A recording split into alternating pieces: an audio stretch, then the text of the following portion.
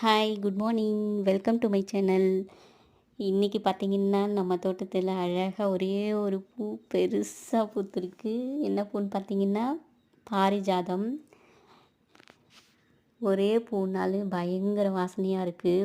காலையில இந்த ஈரக்காத்துல செம்ம வாசனையா இருக்கு. இது காம்பு பார்த்தீங்கன்னா, நல்லா நீளமா இருக்கும். இந்த செடிக்கு நல்லா வெயில்ல வைக்கணும்.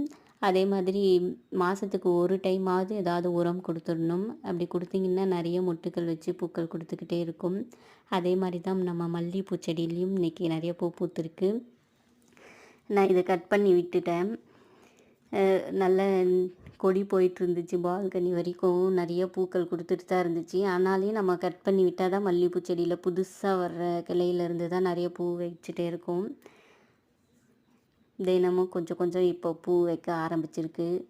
அதே மாதிரி கனகாம்பரம் பூவும் இருக்குது, அதையும் பறிச்சுக்கலாம். கனகாம்பரம் பூ பார்த்திங்கனாக்கா எந்த மெயின்டெனன்ஸும் தேவையில்லை. இதுக்கு எல்லா செடிக்கும் கொடுக்குற மாதிரி இதுக்கும் கொஞ்சம் உரம் கொடுத்தோம்னா போதும், சூப்பராக வந்துக்கிட்டே இருக்கும். அப்புறம் செம்பருத்தி பூவில் ஒரு 3 செம்பருத்தி இருந்துச்சு இன்றைக்கி. கலர்ஃபுல்லாக இருந்துச்சு. எல்லாமே கொஞ்சம் கொஞ்சம் பூக்கள் தான், ஆனால் பார்க்கவே ரொம்ப சூப்பராக இருக்குது. பாருங்கள், என் கையில் எவ்வளோ அகலமாக தெரியுது. என்னுடைய வீடியோ பிடிச்சிருந்தால் லைக் பண்ணுங்கள், கமெண்ட் பண்ணுங்கள், சப்ஸ்கிரைப் பண்ணுங்கள். தேங்க்யூ.